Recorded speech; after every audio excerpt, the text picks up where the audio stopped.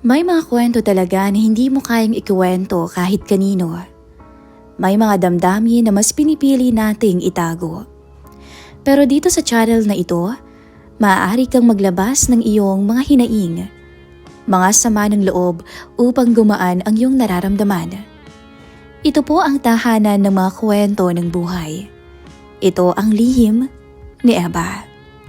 Pero bago natin simulan ang ating kwentuhan, please like, subscribe, and click the notification bell para maging updated po kayo sa mga story naming isi-share sa channel na ito.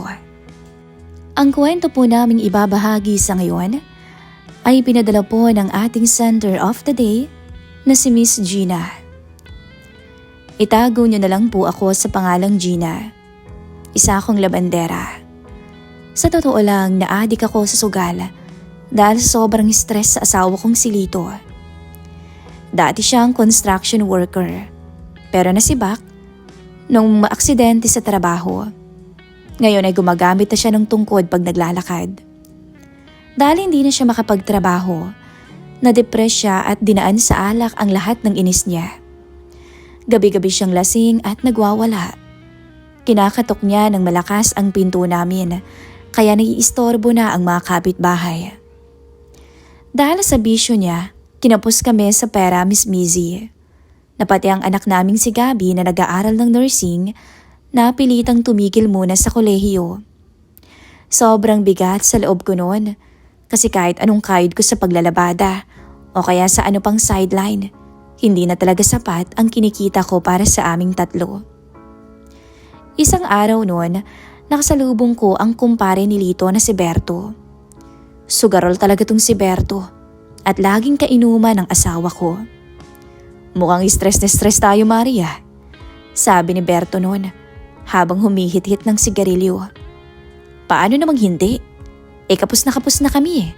Tumigil pa si Gabi sa pag-aaral kaya eto, problemado talaga ako. Sagot ko naman. Lumapit naman to sa akin. Inakbayan ako at bumulong. Huwag kang mag-alala, Mari.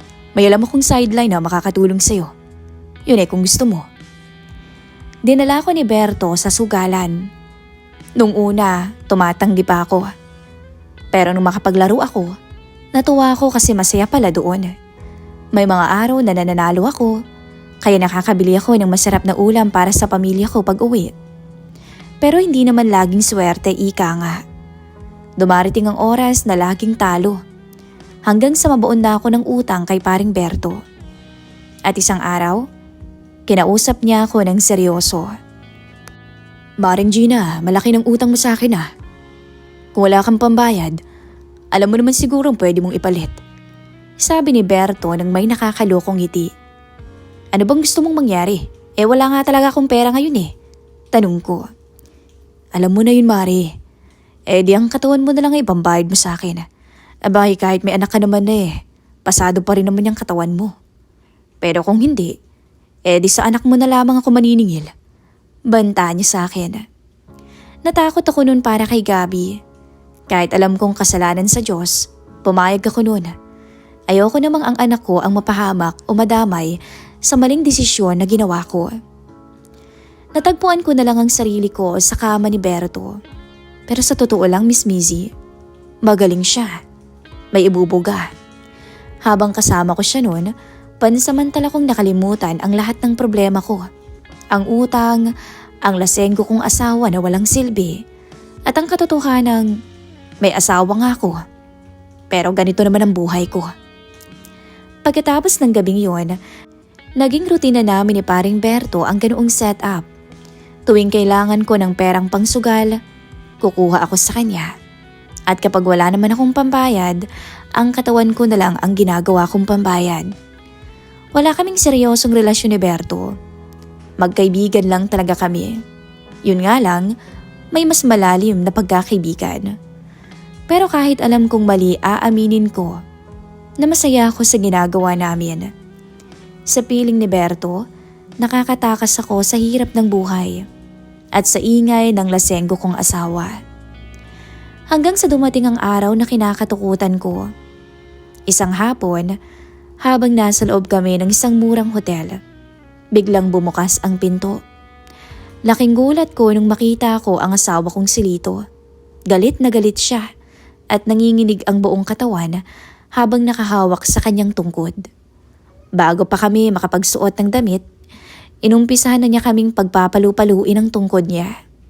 "Malandi kang babae ka talaga. Matagal mo na pala akong iniiputan sa ulo." Sigaw ni Lito habang pilit na humahakbang palapit sa kama. Napasigaw pa ako noon, Miss Mizzy, sa sakit nung tumama ang tungkod ko o tungkod niya sa balikat ko. "Lito, tumigil ka nga muna. Makinig ka nga muna sa akin." Sigaw ko naman. "Anong pakikinggan ko ha? Nakita ko ng lahat." Bulyaw niya, sabay baling kay Berto. "At ikaw, Berto, hayop ka. Kumpare pa naman kita. Tapos asawa ko pa ang kinakalantarya mo." Tumayo si Berto at kalmado lang na nagsuot ng short na parang wala siyang pakialam sa galit na galit kong asawa. Ngumisi pa siya na para bang nanloloko. "Pasensya na pare, pero hindi ko rin kasi matanggihan ang misis mo eh. Masarap kasi siya." Tila nang aasara na sabi nito habang humihit-hit ng sigarilyo. Dahil sa sinabi ni Berto, lalong nagwala ang mister kong si Lito. Sinubukan niyang hampasin muli si Berto pero dahil pilay siya, madali lang siyang naiwasan ito. Doon ko na nilabas ang lahat ng galit na matagal ko nang kinikimkim. "Wala kang karapatang magalit, Lito." Panunumbat ko habang mabilis na nagbibihis. "Hindi mo ako masisisi. Sa halip na tulungan mo ko sa mga gastusin natin, inuubos mo yung pera sa alak. Nakita mo ba kung paano umiyak ang anak mo nung tumigil siya ng pag-aaral? Hindi, di ba? Kasi wala kang ibang iniisip kundi yan. Yang sarili mo." Sagot ko habang umiiyak. "Hayop kang babae ka. Huwag mo nga akong maidamay-damay dyan sa kakatihan mo." Sigaw naman ni Lito, pero baka sa mukha niyang gulat sa mga sinabi ko. "Kahit anong rason mo, pangangaliwa pa rin ang ginawa mo. At anong gusto mong gawin ko, ha? Mamatay tayo sa gutom." Sagot ko habang umiiyak na sa inis. "Si Berto, siya ang nagbibigay sa akin ng perang hindi mo maibigay, alam mo ba yon, ha?"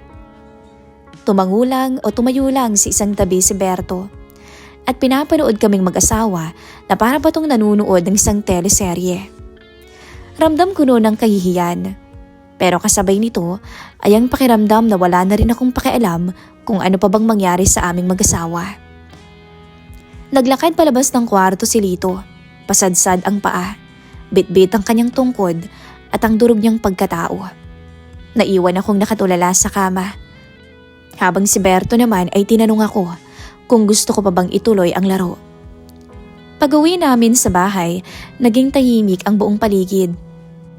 Akala ko ay doon na matatapos ang lahat, na baka palayasin na ako ni Lito o kaya tuluyan na kaming magkasakitang dalawa. Pero laking gulat ko nung makita ko siyang nakaupo sa gilid ng higaan. Nakayuko at umiiyak ng tahimik. Daan-daan siyang tumingin sa akin. Wala nang galit sa kanyang mga mata, kundi purong pagsisisi. "Patawad, Gina." Panimula niya habang gumagaralgal ang boses. "Dahil sa tindi ng frustration na naramdaman ko nung mapilayan ako, pinabayaan ko kayo. Sa halip na alagaan ko kayo ganun pa ang ginawa ko. Hindi ko kasi kayang magsabi ng nararamdaman ko. Kaya sinarili ko lahat. Idinaan ko sa inom kaya naging ganito tayo." Hindi ako nakapagsalita. Nakatingin lang ako sa kanya habang hawak-hawak niya ang kanyang tungkod. "Sana bigyan mo pa ako ng pangalawang pagkakataon. Pangako magtatrabaho ako. Kahit saan. Kahit anong trabaho. Kahit ganito ang pa ako. Gagawin ko lahat. Mag-aayos lang tayo. Buuin ulit natin ang pamilya natin." Naupo ako noon sa tapat niya. At doon na bumuhos ang iyak ko. Masakit sa akin na narinig ko ang mga salitang yun. Dahil alam ko sa sarili ko kung gaano kalalim ang dumi na pinasok ko. "Lito, baka nakakalimutan mo ang ginawa ko."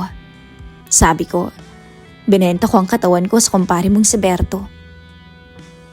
Para lang may pangsugal ako. Kasi sa sugal ko lang nakikita ang pag-asa na magkakapera tayo. Doon ko kinukuha ang pangkain araw-araw. Alam mo bang sobrang dumi na ng tingin ko sa sarili ko, ha? Pero, alam niyo, Miss Wheezy, niyakap ako ng asawa ko ng mahigpit noon. Isang yakap na matagal ko nang hindi nararamdaman mula sa kanya. Alam ko, Gina. Pero kasalanan ko kung bakit ka napunta sa sitwasyong yun. Pero tama na. Ayaw ko nang ituloy mo pa yan. Ayaw ko nang makita si Berto. Magtulungan tayong dalawa. Ititigil ko ng alak, basta ititigil mo na rin ang pagsusugal. At ang pakikipagkita sa kanya. Ayos ba yun? Sa gabing yun, kahit puno ng sugat ang aming pagsasama, para bang may maliit na liwanag kaming nakita. Alam kong mahirap ibalik ang tiwala at mahirap kumawala sa utang kay Berto. Pero sa unang pagkakataon, sa loob ng mahabang panahon, naramdaman kong hindi ako nag-iisa sa laban na ito. Kinabukasan, kahit mabigat ang loob, nagpasya kaming mag-asawa na puntahan si Berto sa kanyang bahay. Ito na ang huling beses na gusto ko siyang makita. Hawak ni Lito ang kanyang tungkod sa kanang kamay, habang ang kaliwang kamay naman ay mahigpit na nakahawak sa kamay ko. Nadatnan namin ni Berto o si Berto na nakatambay sa labas ng bahay niya. Nagbibilang ng pera mula sa panalo niya kagabi. Napangisi pa nga ito nang makita kami. O pare, napadalaw kayo. Gina, uutang ka ba ulit? O, may pambayad ka ng dala? Pangaasar na tanong ni Berto. Paring Berto, tama na yan. Nandito kami para ayusin ang utang ni Gina. Ititigil na namin ang lahat ng kalokohang to. Tumawa ng malakas si Berto. Ayusin, may pera na ba kayo? Alam mo naman kung paano magbayad ang misis mo, hindi ba? Mas madali yun kaysa maghanap ka ng trabaho hindi mo naman kaya. Ramdam ko ang panginginig ng kamay ni Lito sa galit. Pero pinipigilan nito ang sarili. Nilabas niya ang isang sobre. Laman to ng huling ipon namin at ang singsing na balak sana naming ibenta para sa tuwisyon ng anak namin si Gabi. Eto, kulang pa yan sa kabuang utang pero magbabayad kami linggo-linggo. Nakahanap naman na ako ng trabaho sa warehouse ng isang kakilala ko kahit tagalis na lang ng inventory. Seryosong sabi ni Lito. Wag na wag mo nang lalapitan ang asawa ko, pare. At lalong-lalo ng anak ko. Subukan mo lang silang bastusin. Kahit pilay ako, hindi ako magdadalawang isip na gumanti sa'yo. At lalong-lalo na hindi ako magdadalawang isip na i-report ka sa pulis. Natigilan si Berto. Siguro ay hindi niya inaasahan na masasabi yon ng asawa ko. Nakita niya ang determinasyon sa mga mata ni Lito. O sige, walang problema. Tatanggapin ko to. Sabi ni Berto habang kinukuha ang sobre. Pero siguraduhin niyo lang dalawa, linggo-linggo ang bayad. Kung hindi, alam niyo nang mangyayari. Huwag ka mag-alala, hindi na kami babalik sa dati. Sagot ko naman habang nakatingin ng diretso sa kanya. Wala nang takot sa puso ko. Tapos na ang paglalaro namin ni Berto. Tumalikod na kami at naglakad palayo. Habang naglalakad, naramdaman ko ang ginhawa sa dibdib ko. Hindi naging madali ang mga sumunod na buwan. Nagtatrabaho si Lito ng maigi kahit nahihirapan.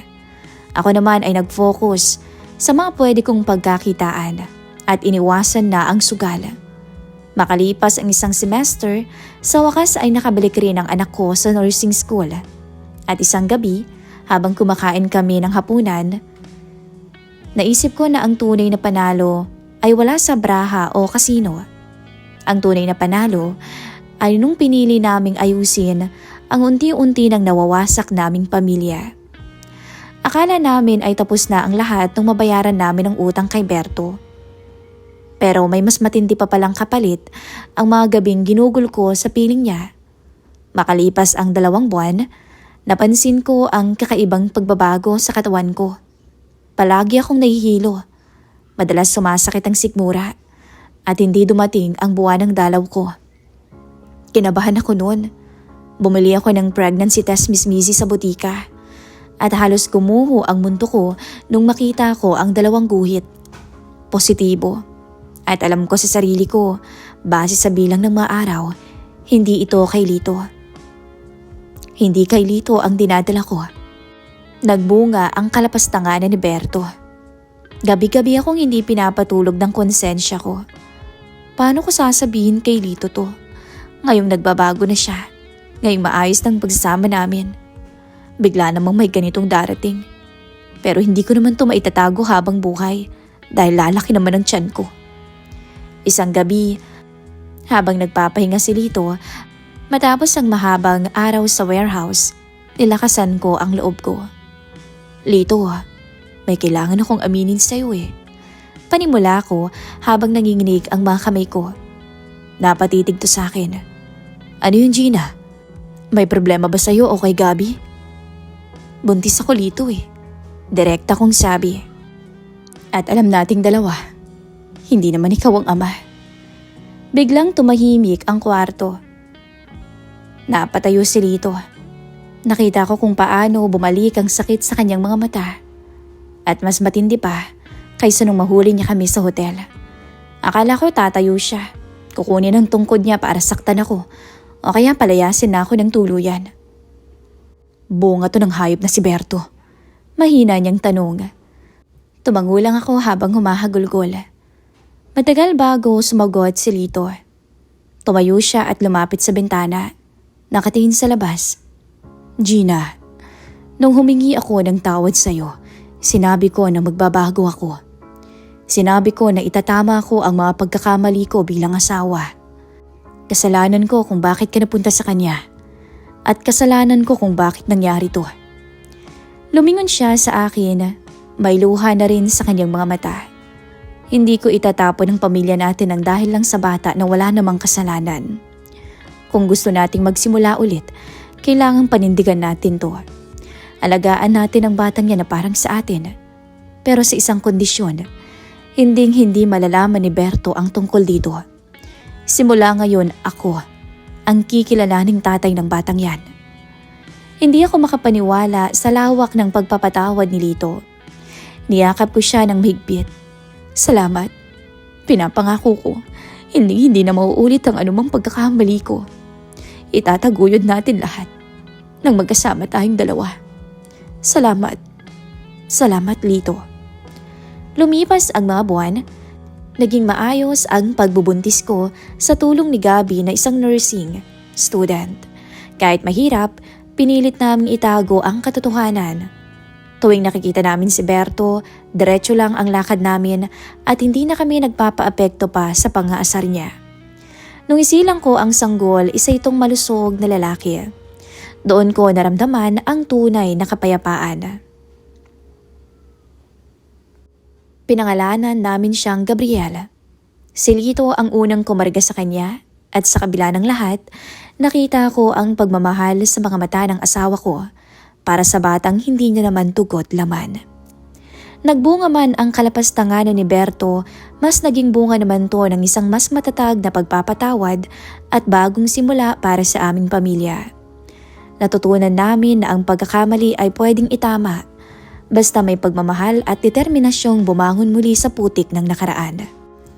Lumipas ang 5 taon, habang nakaupo ako sa tapat ng aming maliit na bahay, pinapanood ko si Lito na tinuturuan si Gabriel na maglaro ng bola. Kahit medyo pilay pa rin si Lito, hindi na niya kailangan ngayon ng tungkod. Sa bawat tawa ni Gabriel, nakikita ko na totoo ang kasabihan na everyone is deserve a second chance. Naging maayos ang buhay namin kahit hindi kami mayaman. Si Lito ay nasa warehouse pa rin. Isa na nga siyang supervisor ngayon. Isang patunay na pinahalagan niya ang pangalawang pagkakataon na ibinigay ko at binigay niya sa sarili niya. Ang alak ay tuluyan na niyang kinalimutan. Sa tuwing pagod siya sa trabaho, tsaa o kape na lang ang hinahanap niya. Si Gabi naman ay isa ng ganap na registered nurse. Proud na proud ako nang makita ko siyang suot ang kanyang puting uniforme sa araw ng kanyang graduation. Siya ang unang nakatapos sa pamilya namin at alam ko sa sarili ko na lahat ng sakripisyo ko, pati na ang mga pagkakamaling nagawa ko, ay naging tulay para marating niya ang pangarap niya. Minsan, nakakasalubong pa rin namin si Berto sa palengke. Nakikita ko sa mga mata niya ang pagtataka tuwing tinitingnan niya si Gabriel. Dahil habang lumalaki ang bata, unti-unti nitong nakukuha ang ilang katangian niya. Pero sa tuwing hahawakan ni Lito ang balikat ko at ihilahin ako papalayo, nararamdaman ko ang seguridad. Hindi kailanman nalaman ni Berto ang katotohanan, para sa buong mundo at para sa amin, anak ni Lito si Gabriel. Isang gabi, habang nag-aayos ako ng mga nilabhang damit, tinabihan ako ng asawa ko. Gina, salamat. Mahina niyang sabi habang nakatingin sa natutulog na bata. Para saan? Tanong ko. Sa hindi pagsuko sa akin, noong panahong ako mismo, sinukuan ko ng sarili ko. At salamat sa pagtanggap sa akin ulit bilang tatay ng mga anak mo. Ngumiti lang ako at hinawakan ng kamay niya. Doon ko na pagtanto na ang sugal ng buhay ay hindi tungkol sa kung gaano karaming pera ang mapapanalunan mo sa baraha. Ang totoong panalo ay yung paggising mo sa umaga, payapa ang loob mo, kasama ang mga taong tinanggap ka sa kabila ng iyong madilim na nakaraan. Wala nang bisyo, wala nang utang, at wala na ang takot. Ang natira na lamang ay kami, isang pamilyang nabuo muli mula sa pagkawasak. Ito po ang maiksing kwento ng aking buhay, Miss Busy. Maraming salamat po sa channel na ito, ang lihim ni Eva, sa pagbahagi ng aking kwento. Thank you so much and God bless po sa channel nyo.